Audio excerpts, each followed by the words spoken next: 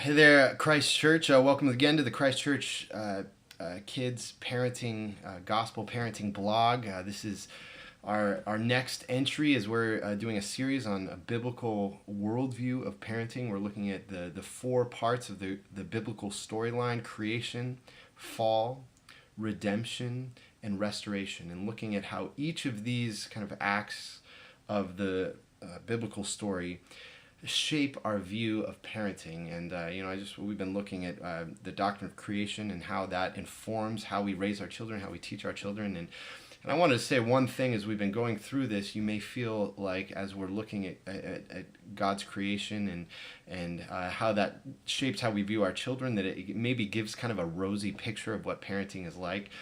And for anyone who has either young children or teenage children, it's complex, it's hard, it's difficult, it's filled with anguish, frustration, and you might say, where's the reality of parenting in it? And let me just say that that's certainly to come. So when we look at the fall and how does the fall impact our families, our parenting, our children, we're going to see the mess and the complexity that is involved in parenting and what God's instructions for us in the midst of that. So we'll get to that. But in the meantime, we're looking at the goodness of children, the goodness of parenting, the goodness of family by looking at the goodness of God's creation. And today we're going to be considering again that Genesis says that our children have been made in the image of God.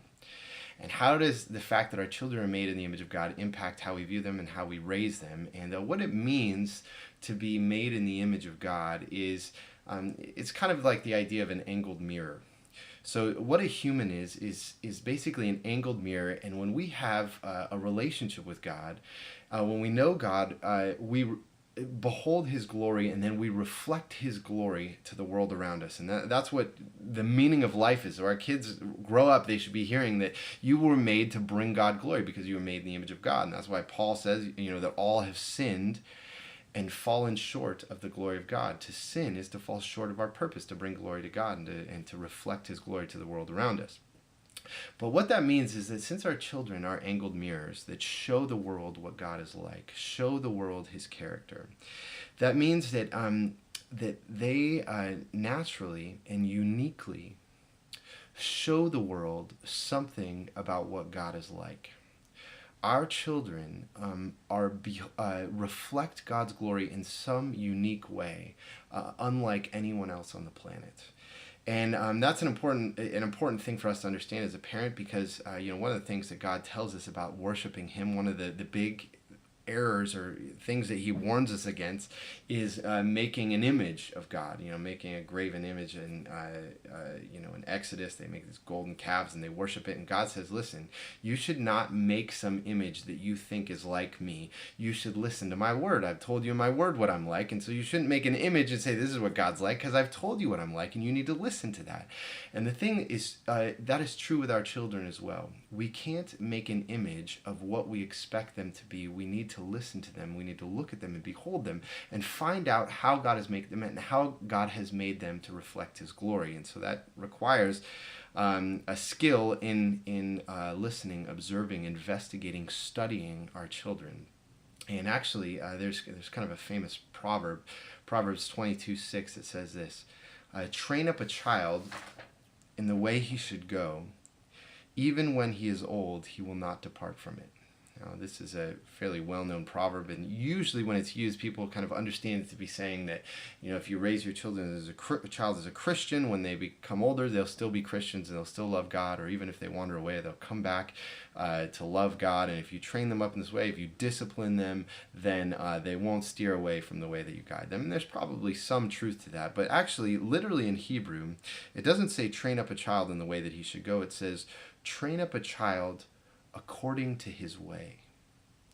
Train up a child according to his way. And a lot of scholars say that actually what this is talking about is not so much disciplining and training your children to be moral and to be good and to love God, but it's actually to guide them according to their way, according to their bent.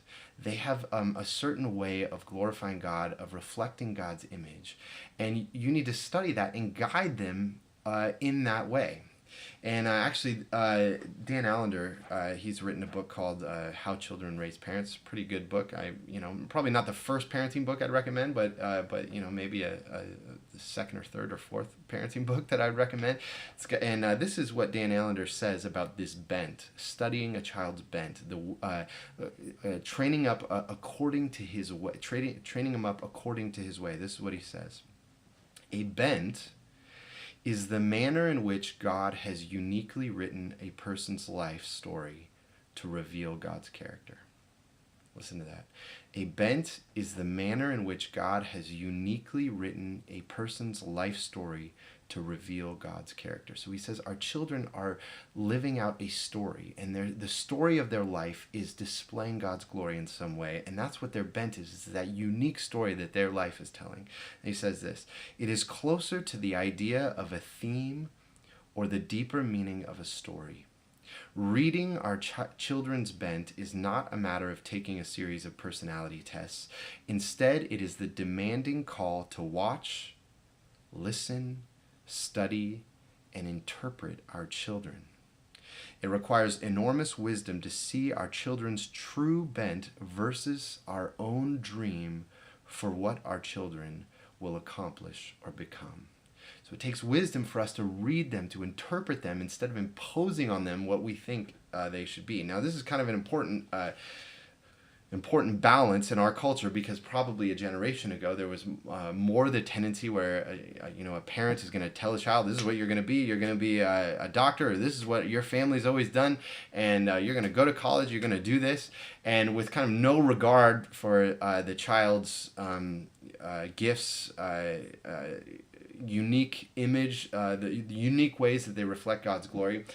And, so many children growing up, they felt kind of suffocated like that. They felt unloved, unknown by their parents by that.